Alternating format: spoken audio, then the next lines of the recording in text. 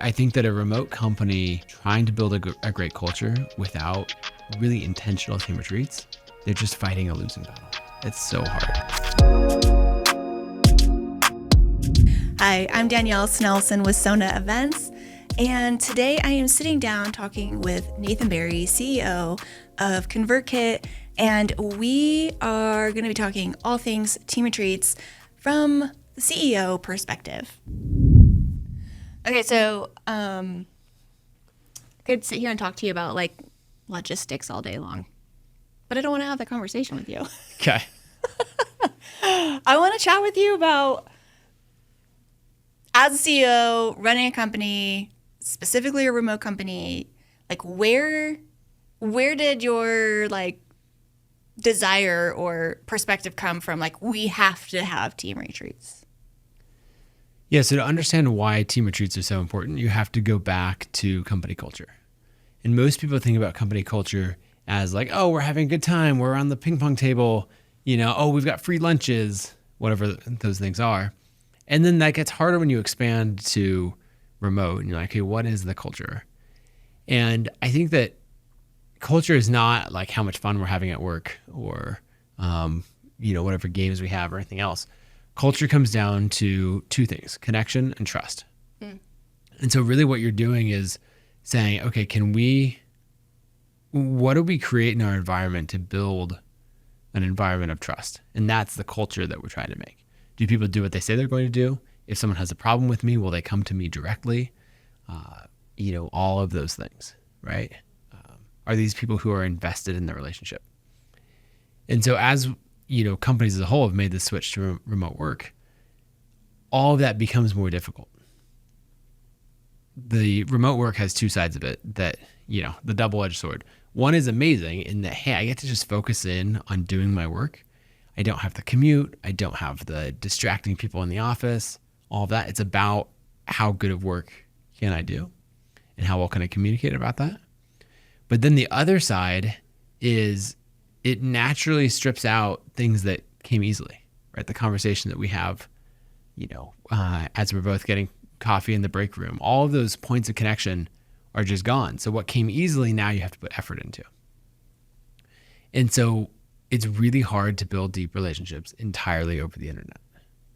And team retreats are just, I think, absolutely vital to building that. And so when I think about company culture, is trust. How do you build trust? Well, if you go, from text to audio to video, and then video to in-person, is basically those layers that you're going to build up those relationships. Okay. So what steps are you taking before the team retreat? So you host them twice a year.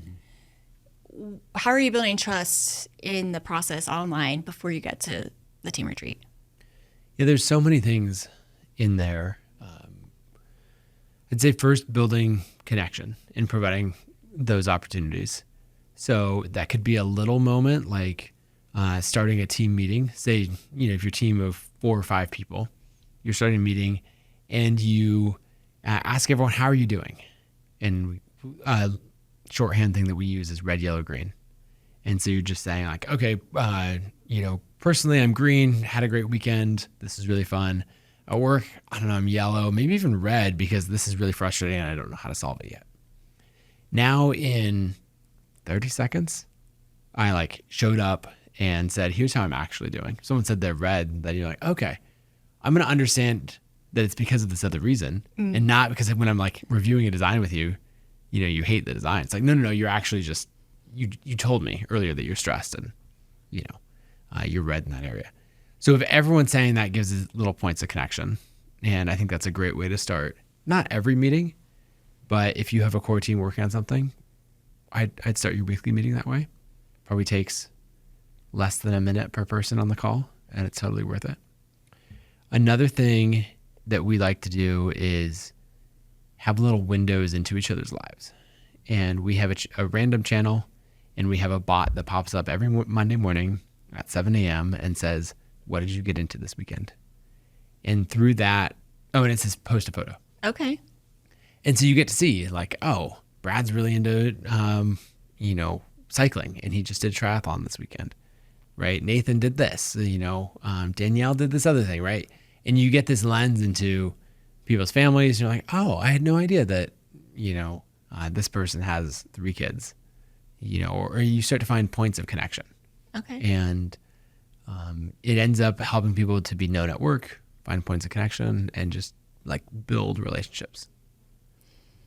Do you want to get into more at the, like, how you build trust around conflict, or where do you want to go? Ooh, trust around conflict. Well, yes, because I know where we're going to go with this conversation. Okay. So I want to set this up, though, because all of these things that you're describing that you do online, you translate at the retreat. Yep. Like, you don't just do this in a work setting. You actually show it and do it in person. So let's talk about how do you build trust during conflict, because then I want to talk about what you do at the retreat that solidifies all this. So most culture is formed or broken when conflict happens. Okay. I would say, I don't know if it's like a peacetime, wartime analogy or whatever else, but if you imagine every interaction when things are good and cheerful and we're having fun, that's worth, 1 unit of trust. Like, that's the effect, the impact that we could have. I would say when there's conflict and you're navigating that, that's like 5 or 10. Like, the stakes are so much higher. And so every little difference in their interaction makes so much of a difference when you're navigating conflict versus when you're having fun. So the first thing that's most important, and this is actually probably the single most important management tool that I've learned, and that is 2 questions.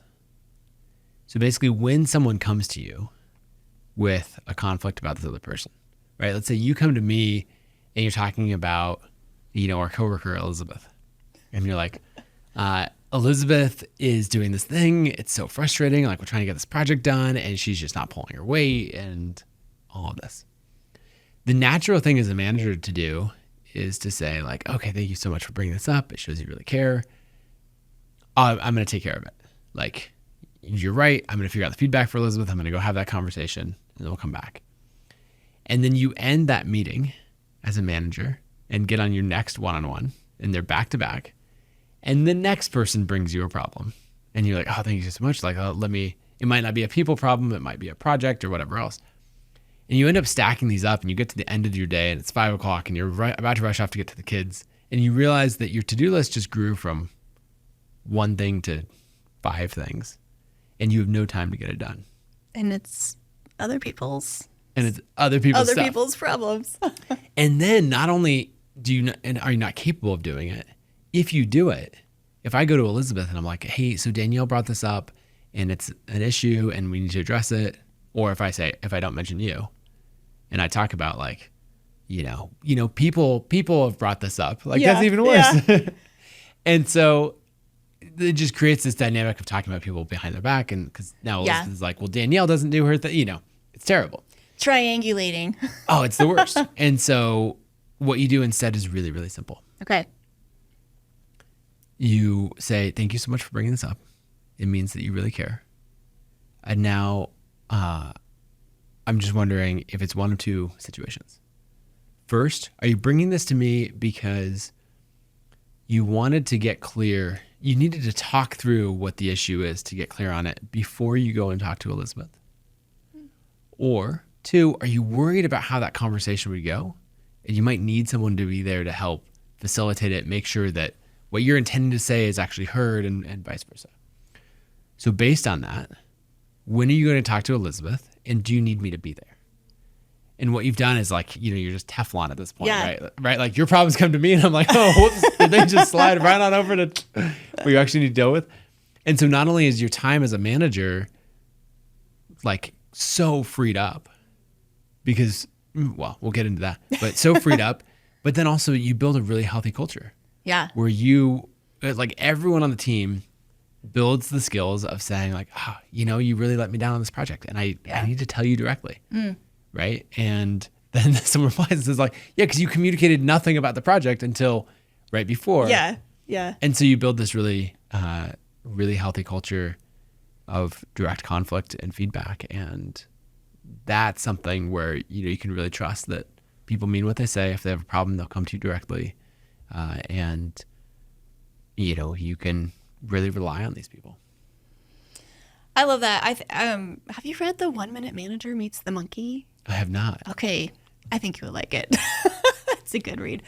But yeah, it's just like idea of not collecting. It's like I have my own monkey, right, that I got to deal with. And now when you walk in my room and you hand me your monkey, like that's not a good thing. And how do I get rid of all these monkeys? Anyway, it's a good read. It's like real short. But I love that. And I think that even in like the remote space, that creates more communication because you have to speak everything. There's no like, oh, I'm sensing that this person's irritated with me or whatever. It's hard to tell. And so being able to open up and create a space like that in the remote space on the Slack channel. Now, let's talk about when you're in person. You're utilizing these same concepts. Like you're not changing how you do business or how you create relationships online. You're just enhancing them. So I want to know, like, I think, did you start this? I don't know if you came up with unsolicited feedback. Yeah. Was that you or did it come from somewhere? It's probably borrowed from somewhere. I think people have pointed out like, oh, that's similar to this process. Okay. When we did it in our mastermind group, we thought we were making something up. There's probably nothing original out there in the world anymore. But basically the idea is, or how it came about is we had almost our whole mastermind group there for an in-person retreat.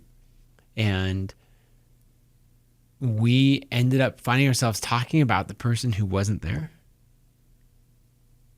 And then we had this moment of like, I wish they could hear this. Oh, like good. Well, it was a mix. Okay. Right? It was all... But it's valuable feedback. It was all positive intent. Here's what they're so good at. Like, this is amazing. Here are the blind spots in their business. All of these things. And there's the way that the world works, or the way that society often is we don't like unsolicited feedback. If you come in and you're like, hey, this could be way better. This should be different. You're like, all right. Who are you? You're a jerk. You don't have context. You don't like all of these things. Like, sit down and shut up. No one asked you. And I think there's something really powerful in soliciting unsolicited feedback and basically saying, hey, I really want to be better in my role, better as a friend, like in every relationship. And so I am very open to feedback and I would like it. And so what we started to do is to do that first in our mastermind group and then at ConvertKit. And so what we do is everybody's sitting around in a room. It works pretty well with, I'd say, 4 to maybe 7 or 8 people. Okay. Smaller or bigger than that, and it gets a little rough. Basically, we put one person in the hot seat and we pretend that they're not there. And then what we do is we just talk about them. What are they great at? What do they struggle with? What's holding them back in their career? What would make them a better communicator? All of those things. We talk about them for 10 or 15 minutes. We usually correct people because they'd be like, okay, well, Danielle, and we're like, Danielle's not here, remember? Like, because there's something about the third person that makes it easier. Yeah. And you end up hearing the best compliments and the best constructive criticism. And there's a few questions that we really like to give as prompts. One is, let's say you're going to work with this person for 10 years.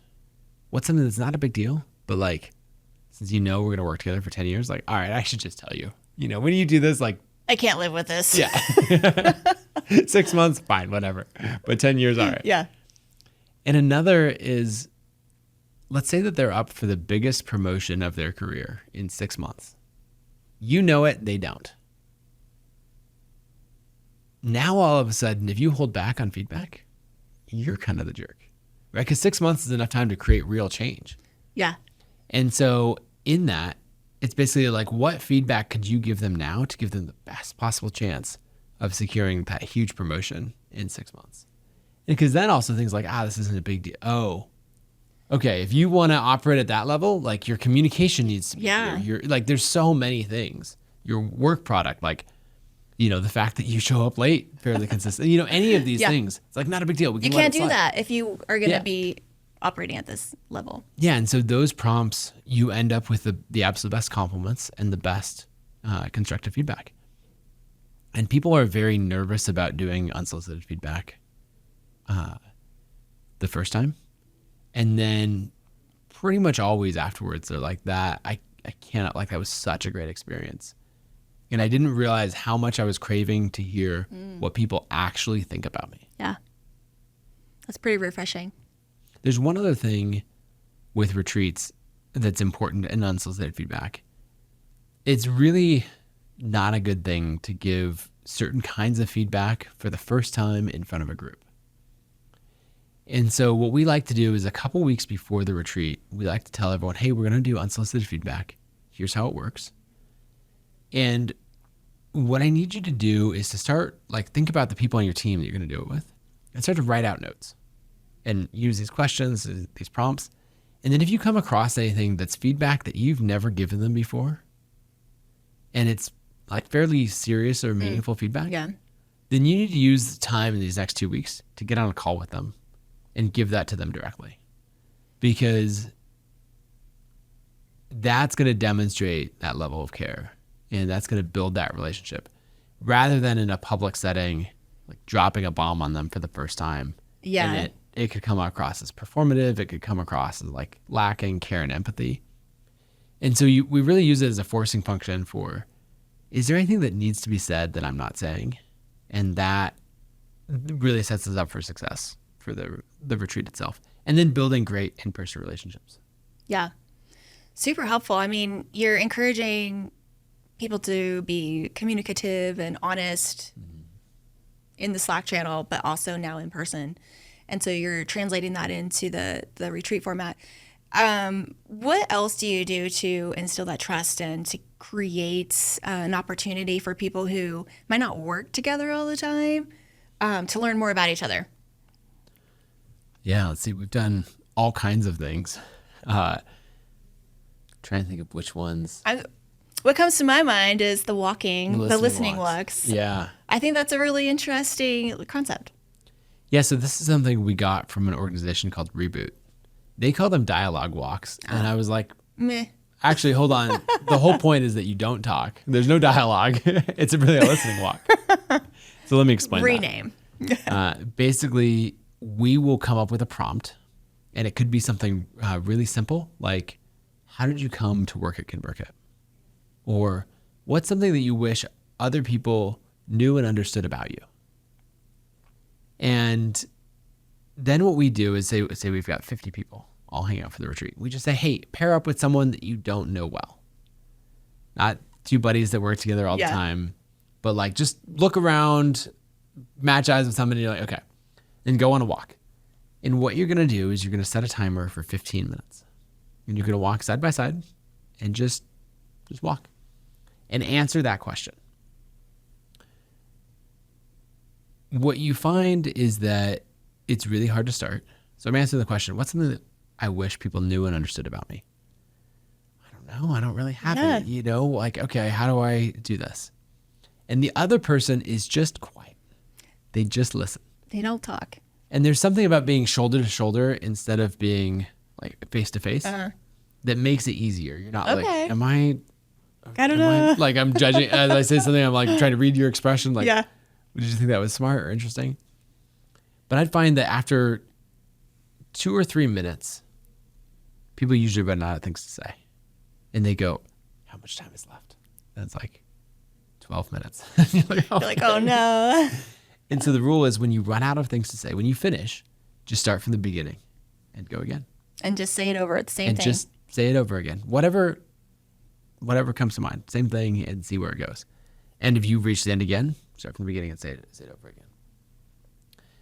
You hit your timer, switch roles, walk back. And I would say it results, well, I guess a couple things. First, how often in life do you actually get someone who for 15 minutes straight just listens to you? Doesn't happen very often. Doesn't jump in and solve problems. Doesn't, whatever else. Also, as the other person, you don't feel like, oh, this got really meaningful. What should I say here? You're not trying to think of like, how do I be kind and empathetic and smart and all of these things? You're like, I'm not allowed to talk. I'm just listening. I'm just listening. And so you finish that and you end up like really understanding something about people. Even a simple question of like, how did you come to work at this company? Yeah. It starts with like, oh, well, it was time to move on from my previous job. I started searching on job listings. This one seemed interesting. Company had a good brand. I applied, had some good interviews, and Here I am. And that first time through usually stays at that level. Yeah. The second time through usually goes deeper. It was like, well, actually, I was looking for a job because this had actually just happened in my family, and that made me like question, and like you start to go deeper levels. But then the cool thing is, at the end of this, as you're all starting to reform, if we went on the walk together, we'd ask like, hey, should we share? And this is a double opt-in thing, right? You both have to agree. And then what we do is we come back and we share answers to the question, but we do it as the other person. And so what I usually do to make sure I'm doing it well is as we finish the walk, I'm like, okay. And I like take a few quick notes. Okay. Good job. Remember the bullets and do a good job. Yeah. But then what I would say is my name is Danielle. And what I wish other people knew and understood about me is this. And just, the 60-second summary of that. And I think what's interesting is you end up with someone advocating for you and talking about you in a way that you like, maybe even saying things, they'll take it, not just the words that you said, but they might like actually be able to communicate more of the meaning than you would, because you don't have to say it as themselves. They get to represent the full meaning. And it's really powerful. You do it for the other person. And you end up like the whole group gets to know you better if you share, even if, you don't share, then just even the individuals, right? That one relationship went much deeper. I love it. How many people, like you said, how many people get to talk for 15 minutes uninterrupted? Right. And I think too, probably people feel like they don't want to take up space, so they're not going to like share the in-depth version, or maybe they assume people don't care. And so creating a space, even at a work event, that somebody cares about them. Right. And that they feel seen and heard, and just somebody actually sees them and cares about their story more than why are you working here or whatever. And the care and intentionality behind that is really powerful to someone who probably doesn't feel seen on a daily basis. Yeah. And I think if you want to build trust with someone, you have to know them. And so giving more opportunities for that connection. And so even throughout a retreat, of being really deliberate about how we pair people up in groups. I think about our first team retreats when we were 20 people. Next we were probably 25 or 30. And we didn't have, just like rent the biggest Airbnb we could find and pack us all in there. And work a lot and hang out. Yep, exactly. But there were always like tasks that needed to be done. The dishes after, or even after like retreats were catered, we still needed cleanup. We still needed all of that. And so we would really deliberately pair people up with each other where we think, oh, you probably don't naturally spend a lot of time together. If you were a new team member, we might deliberately pair you with someone that's one of the few that you already know. Yeah. So they can kind of welcome you in. More comfortable.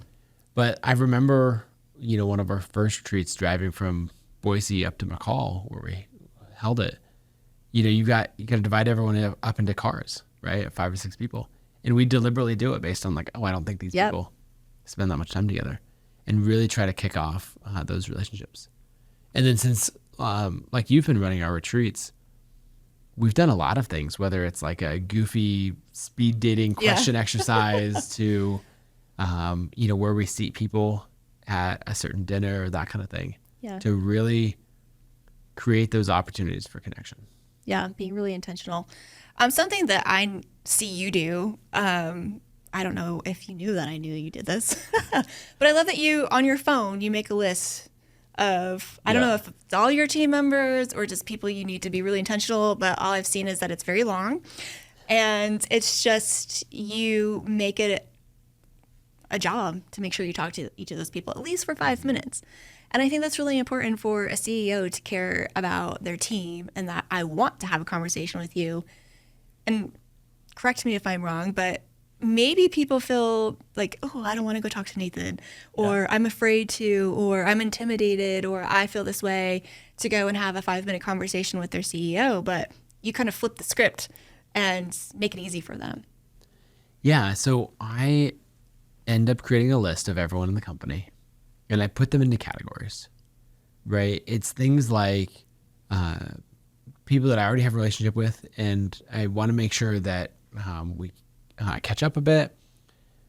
Conversations that are really important. There might be, say, 8 people that I put in that conversation. Like maybe they've taken on a new role, and I want to know how that's going. They're going through hard times, and I want to like try to lend an ear and connect on that. Any of those things, or it might even be very tactical things. We have a new feature we're launching, and these 2 people, like, we should spend time in person to talk through it. And so, yeah, I'll put people in those categories. Make sure all of the new team members are on there. And it's not that it turns into a to-do list for me, because that can feel like, oh, Nathan's just talking to me because I'm on his list. Actually, don't tell people that there is a list. I just spoiled a you secret. Just spilled it. No, but it ends up being everyone in the company. Because then what happens is it just helps me be intentional with my time. Yeah. Right? You don't know, like, there's a lot of things that I will naturally be drawn to that other people might not. I might be staying up late and having a good conversation, playing beach volleyball, right? If it's active and fun and lively, I'm going to tend to do that.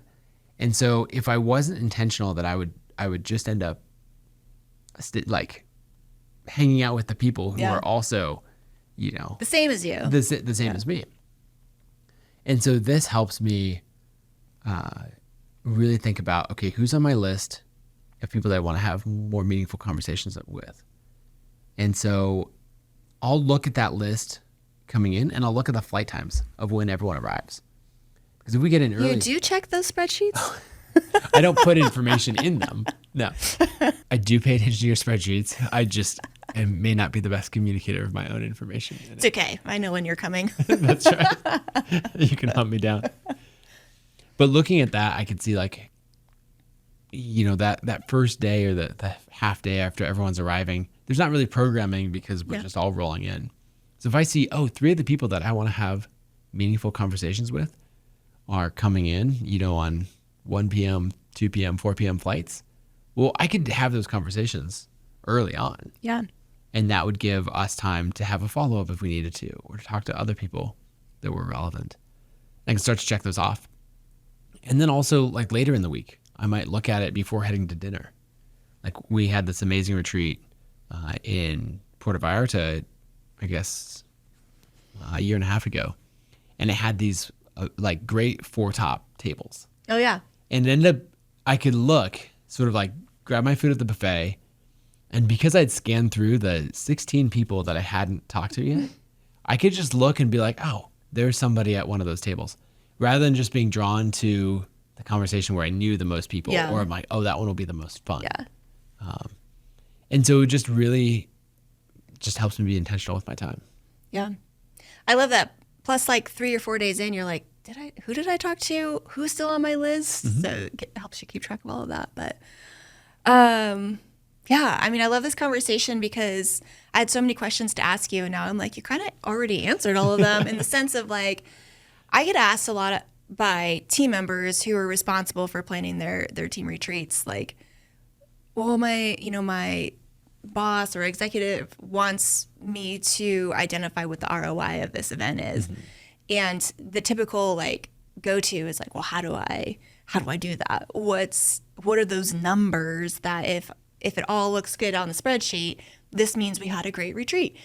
And there's just so many other things to track the ROI that maybe we don't always see from the executive level or from what you're as CEO trying to get from a team retreat. Can you speak to the value of team retreats beyond, like, checking some boxes? Yeah, so I imagine a machine working, and it's churning along. Oh, I don't know what it's doing, if it's an engine or something else, right? But we've got all the different parts and gears and everything like that. And most machines or most companies, if they're a machine like that, there's just a lot of friction in all of those interactions, whether it's communication or, these two people don't like each other. And so we've got to work around it in some way or whatever else. And so imagine as that machine just sort of grinding along, and it's just unpleasant and it's not efficient. And so I think of relationships and trust as being the oil in all of those gears to make things move smoothly and quickly. And I think that team retreats are the best way to create those relationships and trust. And so if you're like, well, what's the ROI of it? You're not going to be able to point to like, this project went 17% faster because of this. But it's just like, well, do you want to have a well-oiled machine, or do you want to have one that's just creating all this friction and is ultimately going to burn up or seize up and fail? And I think that a remote company trying to build a great culture without really intentional team retreats, they're just fighting a losing battle. It's so hard. Now, at the same time, there are companies that I come across and I hear about their retreats because they say like, oh, you guys do retreats? We do retreats too. And I'm like, that's great. And they talk about them and I'm like, what are you doing? You spent all of the money and got 10% of the value? I don't know. Yeah. They like show up and co-work. Yeah. And that's it. It's interesting. And they end up in the same little cliques that they did in Slack and Zoom, but just distributed physically. Yeah. They don't form connection. They often emphasize like, more of a party culture or something. And so then they create some new HR nightmare and like further alienate people. And then there's just this amazing opportunity for leaders to step up and lead, like cast the vision, and not just the CEO, but the executives and the managers, and like, be intentional and build those relationships. And I just hear about these companies where it's like, they co-work, they don't even do like a vision presentation of any kind and all of that. And it's like, look, you had a huge disruption of time to fly everyone from all around the country or all around the world to one place. You spent a whole bunch of money. Like, make the most of it. Be really intentional. Hire people who know what they're doing to come in and say, like, this is how to run a great retreat. Like, really talk through what would make this a success. How would we know if this is worth doing? And what are our main goals? And then, like, in working with you, you've done so many of these retreats, not just for us, but for other companies, that you can say, oh, okay, let me suggest, here are things that I've seen other companies do well to achieve those similar goals. Because where someone planning internally or, a much more generic retreat planning company is going to say like, yeah, we got dinner. Yeah. You're going to have all of these things like, no, we have 4 tops for this meal, particularly for this reason. For these reasons. Oh, and actually there's conversation questions on the tables there already, right? Or here's these other things. Here's a welcome thing that we do just for new team members who joined in the last 3 months. All of these other things. Here's how we might coach the managers to show up differently. How we might send out a message, or be intentional about who's in which shuttle or any of that. Yeah. And tell someone, hey, you've got 3 new people in this shuttle. Can you just really make sure that they have a great experience on their first day? Yeah. All of those things come with experience of doing so many retreats. And I would just hate for someone to think, oh, this is just picking a venue, making sure we have food, and throwing out a basic schedule, because you'll end up getting, 10% of the value for 100% of the cost. Yeah. And you could have had 100% of the value. Yeah. I know, when you're looking at a co-working retreat, sometimes they make sense. I mean, like maybe smaller meetups for, specific teams to get together and co-work and have those conversations, and it's a few days or whatever. But when you have the whole team there, your goal is to identify the goals and the objectives for the company, and then communicate that to your managers and the other executives to make sure that those things are happening amongst the teams. Do you feel like, I just feel like if you're not doing that, you're missing out on a lot of things. It's like, how do you keep the company moving in the forward in the same direction if you're not communicating? Yeah, that's exactly right. And you have to have all the touch points in between the retreats. We do 2 a year. it's easy to fall into a trap of relying on the retreats too much. And so you have to do things in the off cycle as well. But I couldn't imagine doing retreats and not being as intentional as we are about them. Yeah. Or like, what I want any executives to know watching it is that a retreat is not something that you get to dump off on your ops person or the company you hired to run it. Like, you really should be involved in the planning process early and say, this is what we're trying to achieve. This is the cultural shift that I'm trying to create in the company. And then trust the experts to help you, like to create the environment and the schedule and the interactions that will help you achieve that goal. Yeah. I think something I work with a lot of different people on is setting the goals and objectives at the beginning of the planning process. I think maybe I learned this the hard way from you, that we move forward, we do whatever we're doing, and then, Nathan comes in a week before and is like, I don't want that. I want a circle. Yep. Which is great because now we know. But like being able to be intentional at the beginning of the process before getting into any planning details, because once you have those goals defined by you and your team, then my team, whoever's working internally, it's like that's our alignment. That's how we know we're gonna meet an ROI, is by defining what those goals and objectives are. And then every decision that comes across or new idea, we go, well, is that gonna help us meet this goal? Sometimes the goal looks different for you guys. You have a whole bunch of new people, right? And especially after COVID, you had so many, I think 50% maybe, close to. That had never been to a retreat. That never been to a retreat and had never met anybody in real life. And so it was really important to come up with as many creative ideas, where the speed networking came from. Some people loved it, some people hated it. But coming up with different ideas. And so that probably doesn't work for us at next retreat. It doesn't meet our goals and objectives. But I think just having a repertoire of things to pull from.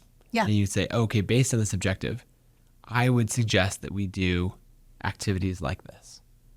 Or as you're thinking about the first day or the welcome experience or any of those things, if you want to set the stage that, we've worked really, really hard and we're just going to have a great time. That's going to be a different totally different plan experience, especially at the beginning, than if you're saying, hey, we want to be really intentional about building relationships in these ways, right? And setting the tone really matters. I think something like, as you and I have worked together so much, and just as we've played off of each other, there's a lot of things that we're trying to create a certain feeling even as you come into the space. And so like we do profit sharing, and that's the opening night of the retreat. I say opening night. I think of it like a conference. Yeah. In similar ways. Yeah. We have that same level of intentionality about the schedule. And so it's not just the activity that we're doing, which is where we celebrate everything we've done in the last 6 months and really, shout out those wins and celebrations. And then we distribute our profit sharing checks. It's not just that. It's that you want it to create a certain feeling as they come in and sit down, right? And so everybody being in rows in a hotel ballroom is entirely different than everyone being in a circle and comfy couches and chairs. Yeah. And it being, great lighting and there's blankets and there's tiki torches and, any of those things. Yeah. And so, the more clear you are on the feeling you're trying to create, then the easier it is for people to execute on that. Well, and I think too, getting to know what your preferences are, because your preferences are going to be different than the internal person responsible for planning something. They might not find it important, but it is important, and it's something to carry through for every retreat. That it's kind of a staple now. Yeah, exactly. And then on those staples, one thing that's that I don't like in my own life is when I make the same mistake multiple times. And the best way to prevent that is to write out documentation and SOPs. And so that's a huge advantage of like hiring a company to help you with that, is they're going to be like, these are our processes. Yeah. If you're doing your first retreat, and it's your 20th retreat, 25th retreat, like you get to You're going to piggyback bypass on a all lot of mistakes. Yeah, you can bypass a lot of mistakes. And because the last thing you want is a few team members who had a terrible experience and like dread the next retreat because of something that could have been totally preventable. Yeah, totally. Okay, well, last question, because I know we got to wrap up. Yep. Which one do I want? Do we want to go serious or fun? It's up to you. All right. What's your most favorite retreat memory? Oh, there's so many. We've done how many retreats? 2 a year for that. We're at like 13 retreats or something. I don't know. A lot? No, you're like at 20 retreats, right? 20. It's a ton of retreats. Favorite retreat. I'll think of two. I love giving things to the team, and I love surprises. And so, our very first team retreat, Ashley, our VP of Operations, and I planned out. I think we had 21 people on the team, and we bought individual personalized gifts for every person, and brought them up, and that ended up being this big surprise, because people weren't expecting it. But it was all about how do we make people feel seen and valued. Yeah. And so like this one team member of ours had made a comment in Slack like a month and a half earlier that one of her favorite things was waffles on Saturday morning with her boyfriend. That was a routine they had. But she's like, but our waffle maker broke and we got to get a new one at some point. And so she literally started crying when she opened her gift and it was a waffle maker. And it was a waffle maker? Because it was from an offhand comment like that's 6 so weeks cute. earlier. And she hadn't bought another waffle maker? Who knows? Maybe it wasn't that special of a moment. Or maybe she had bought one and she's like, cool, I guess I now have a backup. Now I have two. But it's the thought that counts. Who knows? So we did that. And then that was 21 people. And then 3 years later, like 6 retreats later or something, the joke was like that was cool to do, but you could never do it at whenever we were 55 people then or something. And we ended up pulling it off. This is our retreat in Tennessee.